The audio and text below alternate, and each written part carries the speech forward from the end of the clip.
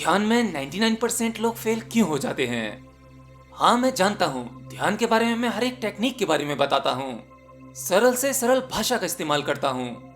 लेकिन फिर भी मेरी वीडियोस को देखने के बाद आप में से ज्यादातर लोग ध्यान में सफल नहीं हो पाते। चलिए आज इस कॉन्सेप्ट को थोड़ा डिटेल में समझते हैं कि आखिर 99% लोग ध्यान में फेल क्यों हो जाते हैं।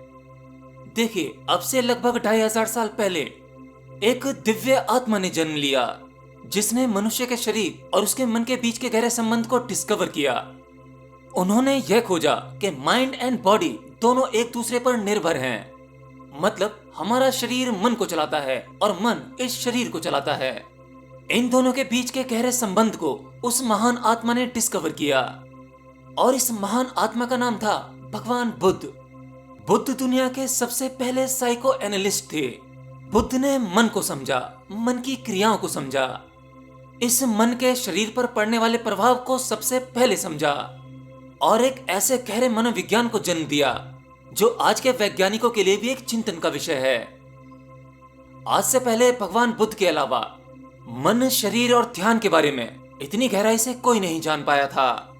ह्यूमन बॉडी में क्या क्या पॉसिबिलिटीज होती हैं, ये उन्होंने जान लिया था।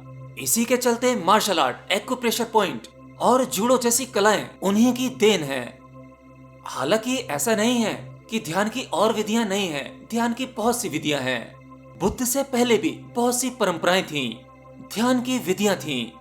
यहाँ तक कि विज्ञान भैरव तंत्र में ही ये एक अकेला ग्रंथ है जिसमें 112 ध्यान की विधियां भगवान शिव ने पार्वती को बताई थीं।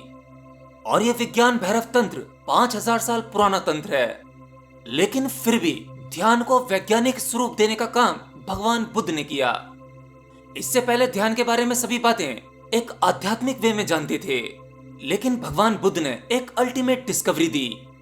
उन्होंने कहा कि धीरे धीरे तुम अपनी मन की चंचलता को शांत करते चले जाओ।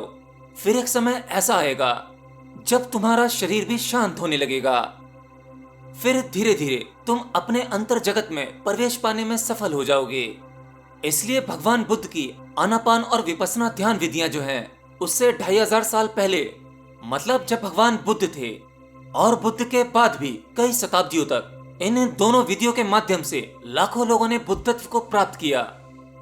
लेकिन धीरे धीरे समय के साथ साथ मनुष्य की जीवन शैली बदली, हमारा रहन सहन बदला, खान पान भी बदला। तब हमारे शरीर में इतने टॉक्सिन्स आ गए, इतनी विकृतियां आ गई। जैसे आजकल तो एक युवा व्यक्ति का शरीर भी उतना सक्षम नहीं है जितना पहले हुआ करता था। आज जवान बच्चों में किसी की आंखें कमजोर हैं, किसी को सिर दर्द की प्रॉब्लम है, कोई स्ट्रेस में है, किसी को एंजाइटी है और जिसमें कि ज्यादातर लोगों की तो कमर में दर्द रहता है। मतलब आज का मनुष्य अपने शरीर की लिक्विडिटी खो चुका है, वो क्षमताएं खो चुका है। आज हमारे शरीर में वो फ्लेक्सिबिलिटी नहीं है। इसलिए भगवान बुद्ध की विपस्सना ध्यान विधि करने वाले 99% लोग फेल हो जाते हैं, क्योंकि साधक के मन पर पूरा कंट्रोल नहीं होता। और अगर वो मन पर कंट्रोल कर भी ले तो उसके शरीर में इतनी प्रॉब्लम है कि आसानी से उसका शरीर शिथिल नहीं हो पाता। शरीर में कहीं ना कहीं अकड़न रहती है और जिसकी वजह से हमारी अंतर यात्रा शुरू नहीं हो पाती।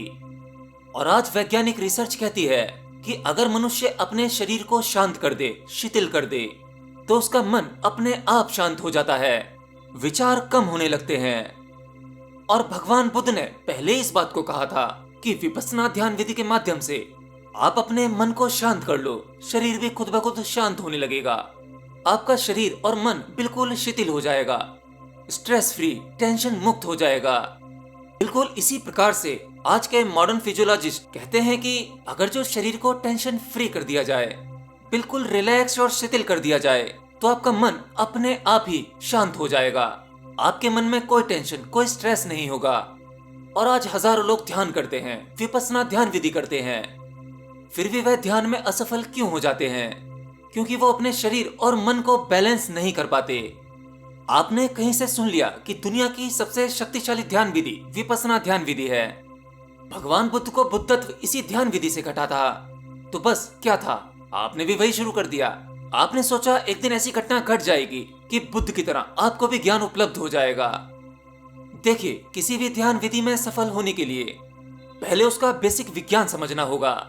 आप लोग बिल्कुल उसी तरह से करते हैं जैसे मान लो कोई बच्चा कभी स्कूल नहीं गया, बस उसका जीवन यूं ही बीत रहा है, ऐसे ही एक नॉर्मल इंसान की तरह। अचानक से उसने कहीं सुन लिया कि 10वीं क्लास पास करने के बाद एक अच्छी नौकरी मिल सकती है, या उससे आगे की पढ़ाई करने के बाद, कोई डिग्री लेने के बाद व्यक्ति अपने जीवन में सफल हो सकता है। और मोटा मोटा सुनने के बाद उसने कहीं यूट्यूब से पढ़ना सीख लिया थोड़ा बहुत, और वह व्यक्ति डायरेक्ट 10th क्लास का मटेरियल पढ़ने लगे। अब उसे 10वीं क्लास की किताबें समझ में नहीं आएंगी, क्योंकि उस छात्र ने 10वीं से पहले की कोई क्लास पढ़ी ही नहीं। तब वह उन किताबों को नहीं समझ पाएगा और हर बार प्रयास करने के बाद फेल होता चला जाएगा।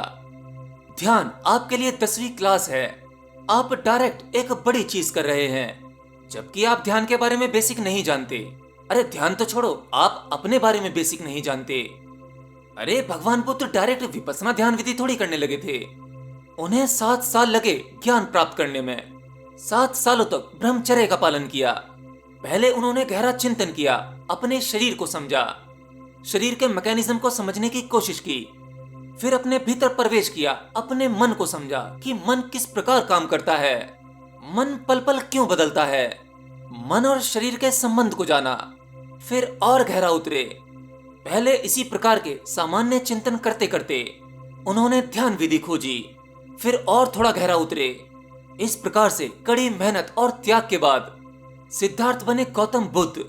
और जरा आप अपने आप को देखो, आपको तो सब कुछ एंजॉय करते हुए कुछ भी त्यागना नहीं है। लाइफ के पूरे मजे चाहिए, और ध्यान करने के बाद ध्यान से मिलने वाली सभी शक्तियां भी चाहिए। अरे भाई चलो शक्तियां नहीं भी मिलती तो मन की शांति चाहिए, नहीं तो थोड़ी ज्यादा मेहनत करेंगे तो मोक्ष तो मिल ही जाएगा। क्योंकि आज का मनुष्य सबसे ज्यादा टेंशन से परेशान है, तो tension free stress free life जीने के लिए आप ध्यान करे जा रहे हैं। अरे भाई पहले रिलैक्स होकर, शांत होकर, बाहरी और भीतरी रूप से समझने की कोशिश करो इस शरीर को, शरीर के तरीके को, इस मशीन को, इसके मैकेनिज्म को। मन को समझो, मन को जांचो।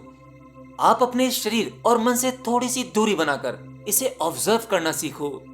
धीरे धीरे चिंतन करते करते जब आप ये भारी भौतिकी चीजों को समझने लगोगे तो ध्यान तो भीतर की चीज है, ये अभौतिकी है। ये अपने आप समझ में आने लगेगा और आपका ध्यान लगने भी लगेगा। अगर आप ये कर पाते हैं रिलैक्स होकर, तो आपको बहुत सारे जन्म लेने की आवश्यकता नहीं है। आपको इसी जन्म में मोक्ष घट जाएगा, ज्ञान उपलब्ध हो जाएगा।